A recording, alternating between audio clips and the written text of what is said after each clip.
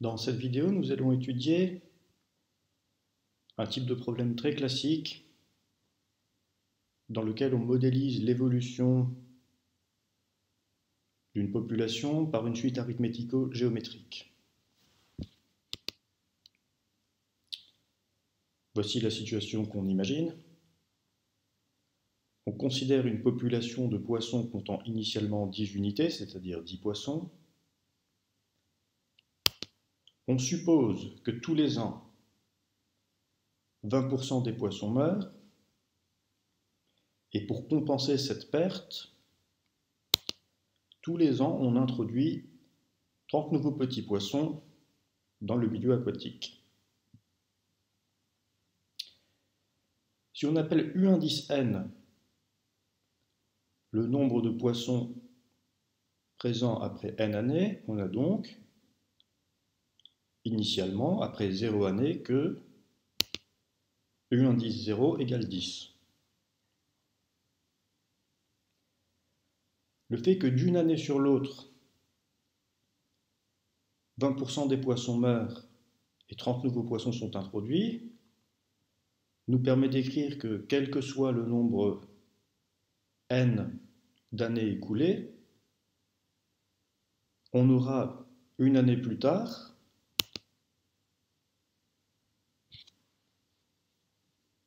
un nombre de poissons U indice n plus 1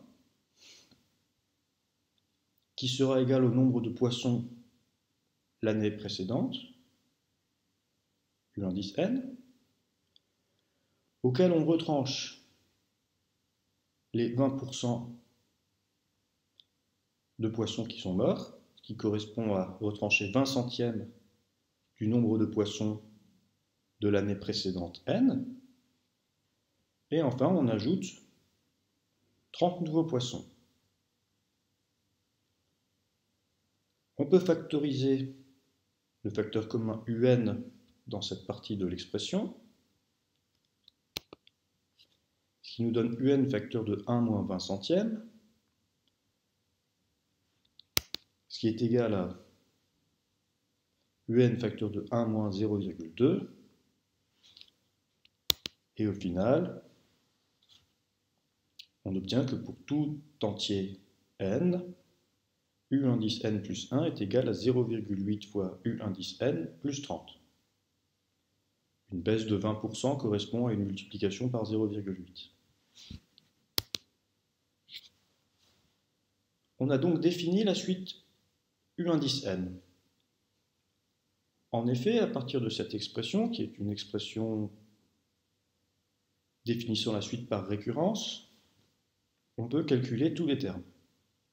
On connaît le terme U indice 0,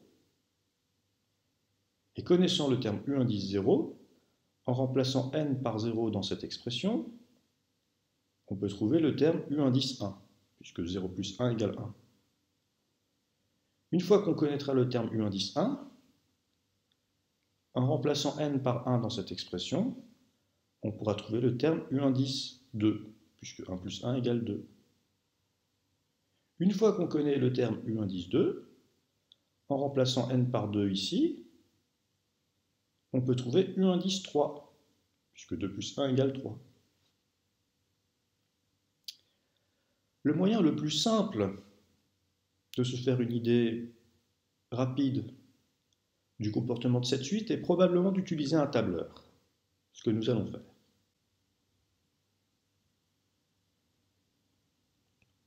Étudions la suite dont nous avons ici une définition par récurrence. Dans la colonne A, je vais mettre l'indice n. Dans la colonne B, je vais mettre la valeur du terme de rang n de la suite U. Je sais que pour l'indice n égale 0, cette valeur est 10. Et je voudrais connaître le terme de la suite pour différentes valeurs. À noter que je peux, lorsque j'ai commencé à écrire 0, 1, 2, 3, 4, je peux étirer la formule. Le tableur comprend que je souhaite énumérer les nombres.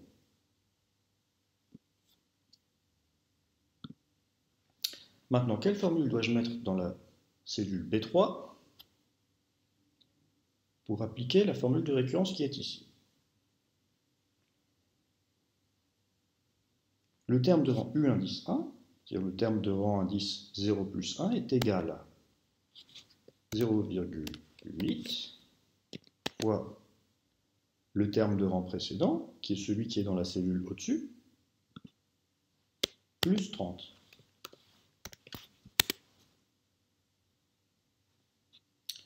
Je peux étirer cette formule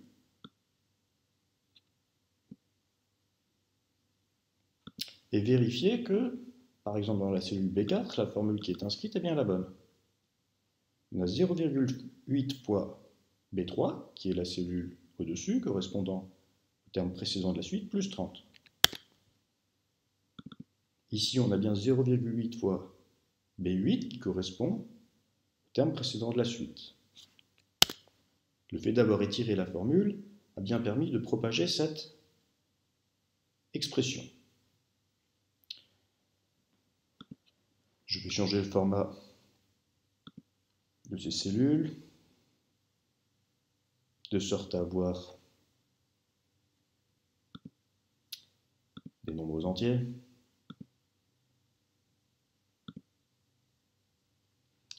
Si je continue à étirer la formule,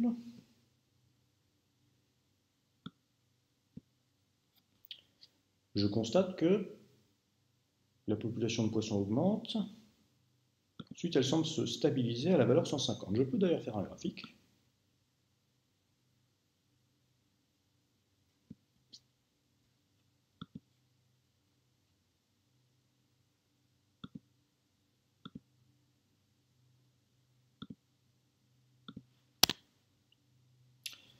Qui montre l'évolution d'année en année de la population de poissons.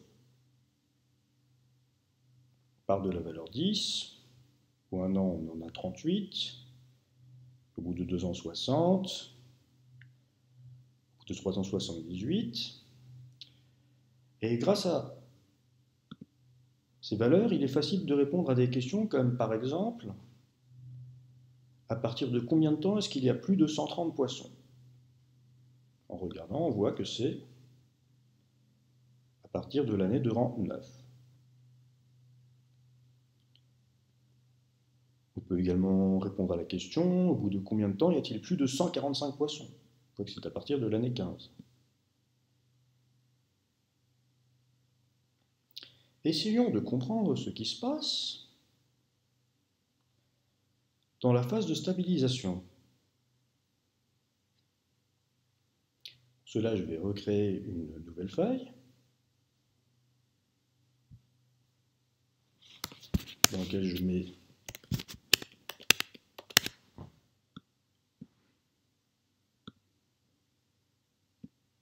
le numéro de l'année,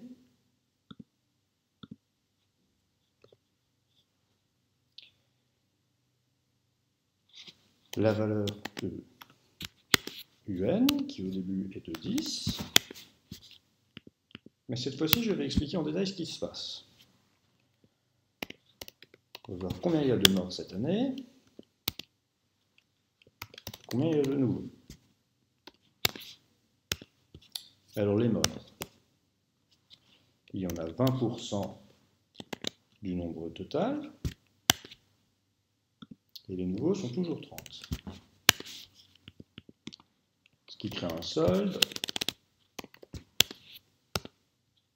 30 nouveaux moins 2 morts.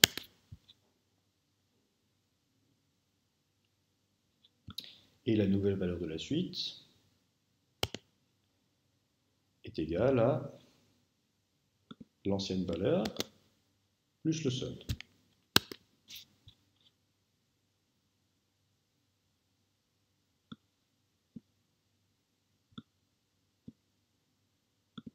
L'année suivante, sur la base de 38 poissons, les 20% qui meurent correspondent à 7,6 morts. Excel a mal anticipé sur ce que je voulais faire. Il a écrit 31 alors que je veux garder 30. Je le corrige. J'essaie d'étirer la formule. Encore une fois, Excel mal anticipé.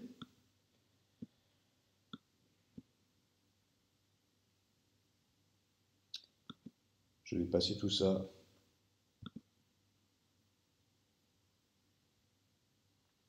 dans un format avec une seule décimale. Et là, il me semble que je peux continuer d'étirer la formule.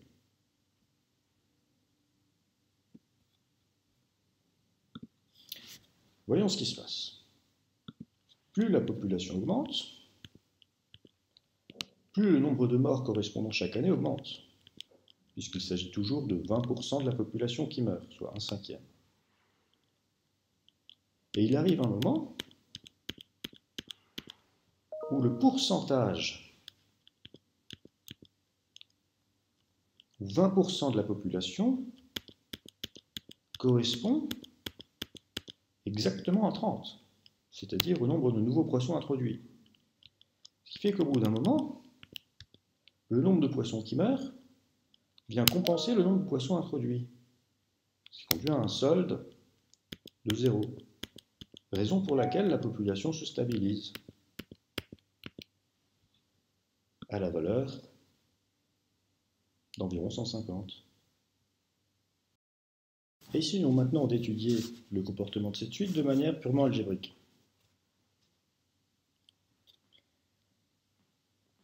Dans les problèmes du baccalauréat, on vous donne normalement une indication très importante pour chercher une formule explicite du terme de rang n d'une suite arithmético-géométrique. On vous demande de considérer une suite auxiliaire, c'est-à-dire définie en fonction de un, qui, la valeur ici ayant été bien choisie, s'avère être une suite géométrique, ce qu'il faut démontrer. Cette écriture signifie que pour tout entier n, v indice n égale u indice n moins 150, ce qui définit la suite Vn.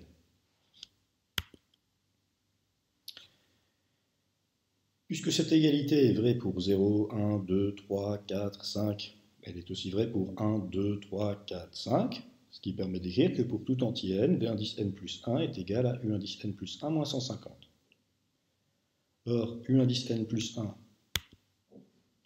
est égal à 0,8 un plus 30, donc v indice n plus 1 est finalement égal à 0,8 u indice n plus 30 moins 150. On continue le calcul, on obtient que v indice n plus 1 est égal à 0,8 u indice n moins 120. L'idée étant d'exprimer v indice n plus 1 en fonction de v indice n pour prouver qu'il s'agit d'une suite géométrique, on doit exprimer u indice n en fonction de Vn. La définition de Vn étant v indice n égale u indice n moins 150, pour tout entier n, on aura u indice n égale v indice n plus 150, en ajoutant 150 des deux côtés de cette égalité. On remplace maintenant dans cette expression u indice n par v indice n plus 150, qui est égal à u indice n, et ça nous donne une expression de v indice n plus 1 en fonction de v indice n, qu'on va simplifier. On commence par développer 0,8. On obtient v indice n plus 1 égale 0,8 fois v indice n plus 0,8 fois 150 moins 120. Il se trouve que 0,8 fois 150, ça fait 120. Et que donc au final, v indice n plus 1 est égal à 0,8 v indice n plus 120 moins 120, ce qui fait 0,8 fois v indice n. Et ce qui prouve que Vn est une suite géométrique, puisque pour tout entier n, le terme suivant s'obtient en multipliant par la raison 0,8 le terme précédent. Le premier terme de la suite Vn, v indice 0, est égal à u0 moins 150, compte tenu de la définition de la suite auxiliaire Vn. En remplaçant n par 0 dans cette expression, on obtient v indice 0 égale u indice 0 moins 150. Or, u indice 0 est connu, c'est 10. Donc v indice 0 est égal à 10 moins 150, ce qui fait moins 140.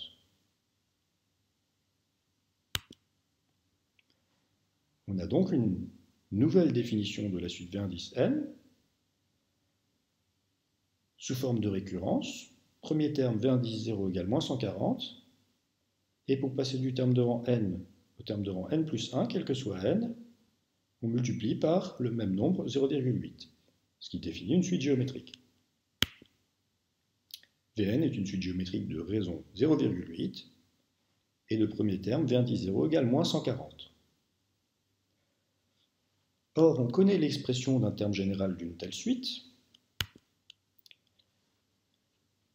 On sait que le terme général de la suite géométrique de raison 0,8 et de premier terme V indice 0 égale moins 140 et, quel que soit n, V indice n égale le premier terme, moins 140, fois la raison 0,8 à la puissance n. Si on a des doutes concernant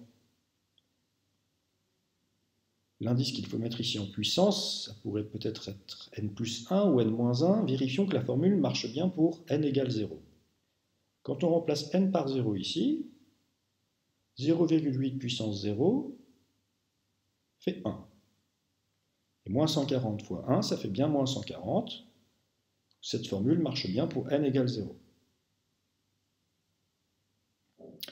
Je rappelle que le but est de trouver l'expression générale de U indice n. Et que par définition de la suite auxiliaire Vn, Vn est égal à U indice n moins 150. Ce qui permet d'affirmer que pour tout entier n, U indice n est égal à V indice n plus 150.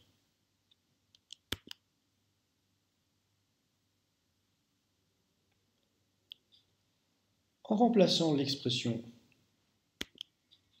de Vn que nous avons trouvé ici, le terme général de la suite Vn, dans cette expression, qui est la conséquence immédiate de la définition de la suite Vn,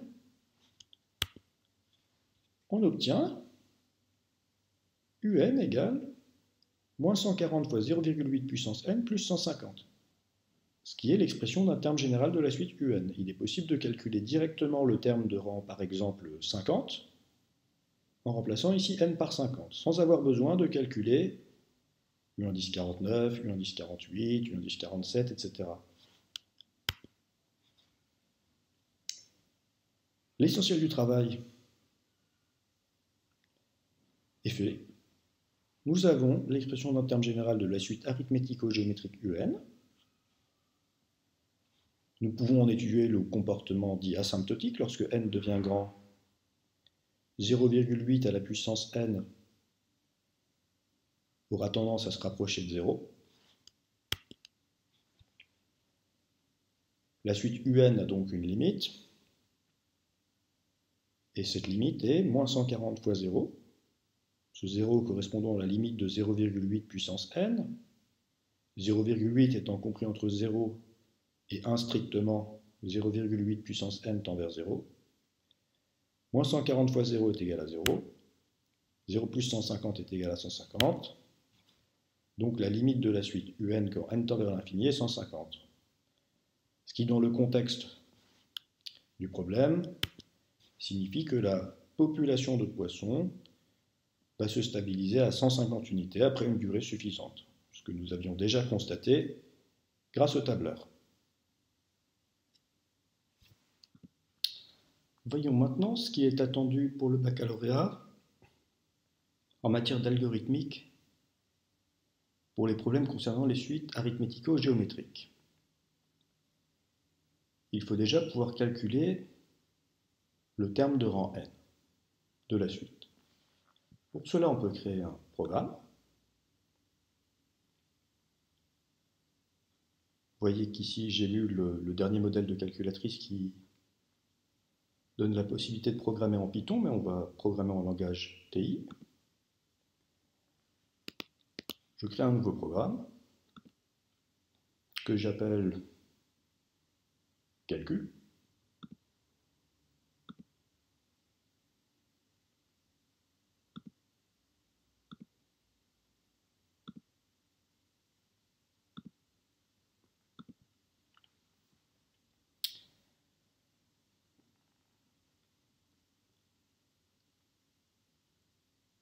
Et je réfléchis à ce que je dois faire.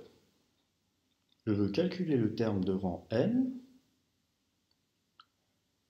d'une suite dont je connais le premier terme u0 qui est 10. Je vais donc mettre la valeur 10 dans la variable u.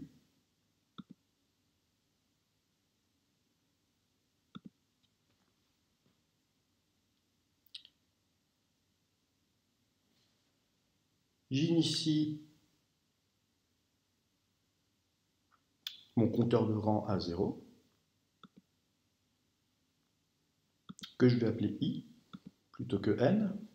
J'utiliserai la lettre n pour autre chose. Et maintenant, je souhaite que le programme demande à l'utilisateur la valeur du rang n pour laquelle on souhaite calculer u indice n. Pour cela, j'utilise une fonction dite d'entrée-sortie, c'est pour ça que ça s'appelle ES, et je demande prompt.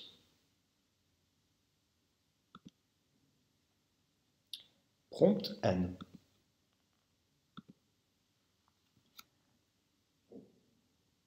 À la suite de cette ligne de code, dans la variable n, il y aura la valeur qu'a saisie l'utilisateur.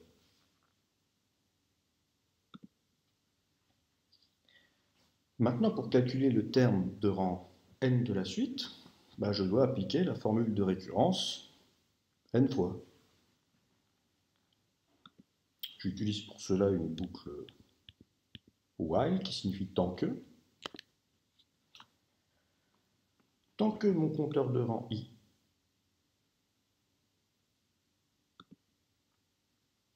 est strictement inférieur, je trouve le symbole strictement inférieur dans test,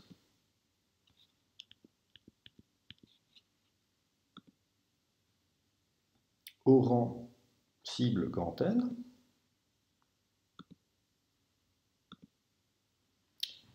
j'incrémente le compteur de rang.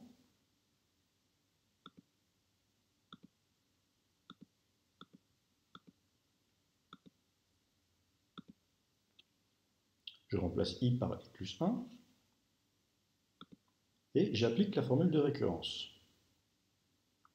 Je mets donc 0,8 fois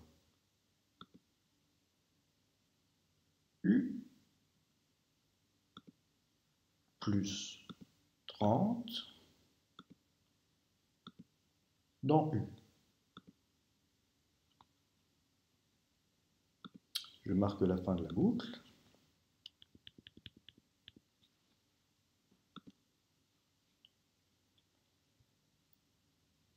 Et quand on arrive à la fin de la boucle,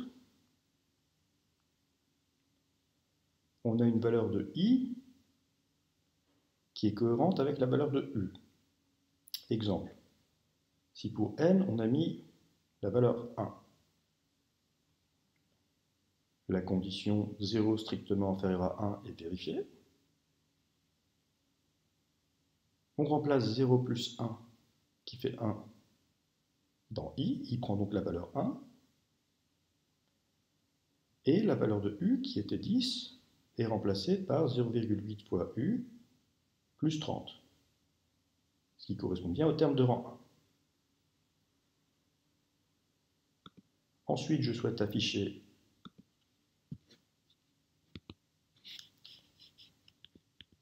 la valeur de u. J'utilise la commande disp comme display u. Le programme est terminé. Je peux l'utiliser en demandant son exécution. J'appuie sur Entrée. Me demande n. Voyons déjà si ça marche pour n égale 0. Pour n égale 0, on a bien u indice 0 égale 10.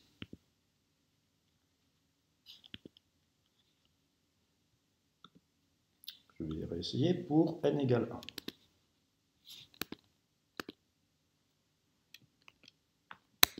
N égale 1, u indice 1 égale 38. Je peux calculer U indice 9 par exemple, qui fait 131.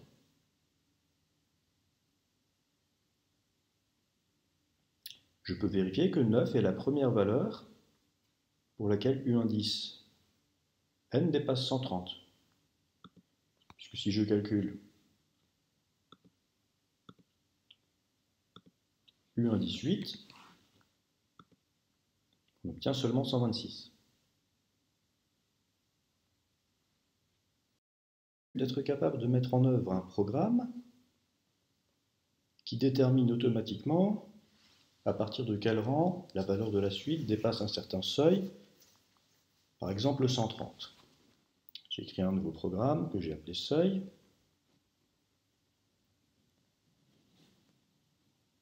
J'initie le terme U0 à la valeur 10. Je mets donc la valeur 10 dans la variable U. J'initie également mon compteur. Je mets 0 dans la variable I, et non pas I dans la variable 0. 0 n'est pas une variable. Et j'applique la formule de récurrence aussi longtemps que la valeur de la suite ne dépasse pas le seuil que j'ai choisi, qui est 130.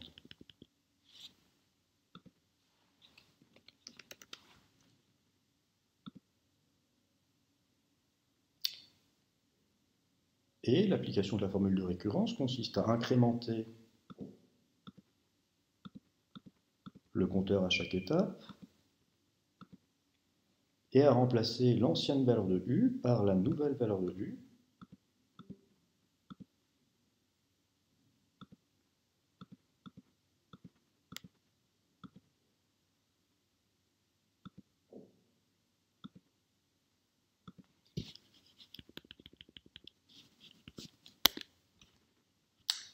Comme ceci. Voyons comment la condition d'arrêt va apparaître. Les valeurs de U et de I qui sont calculées ici sont en cohérence. C'est-à-dire que quand on arrive là, dans la variable U, il y a la valeur du terme de rang I. Lorsque U dépassera pour la première fois 130, la condition d'entrée dans la boucle ne sera plus vérifiée. Sortira donc de la boucle. Avec pour U la première valeur supérieure à 130 et pour I l'indice correspondant. Je souhaite connaître cet indice. Je demande donc son affichage en utilisant la fonction disp. Je demande l'affichage du rang I et j'affiche également la valeur de U correspondante. Voyons si le programme fonctionne.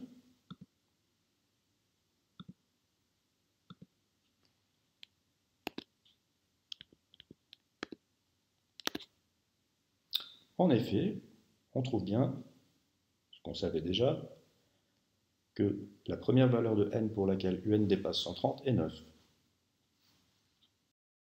Enfin, sachez, si vous avez une version à jour du système d'exploitation de votre calculatrice, qu'il est possible de calculer les termes d'une suite arithmético-géométrique sans avoir besoin d'écrire soi-même un programme. Pour cela, il faut passer en mode suite, puis appuyer sur la touche F de X qui permet de définir les fonctions qui, en l'occurrence, là sont des suites. Et vous avez la possibilité de définir une suite dite de type n plus 1.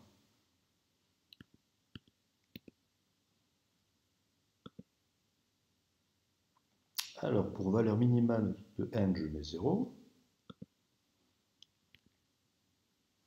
Et pour U indice n plus 1, j'entre la formule 0,8 fois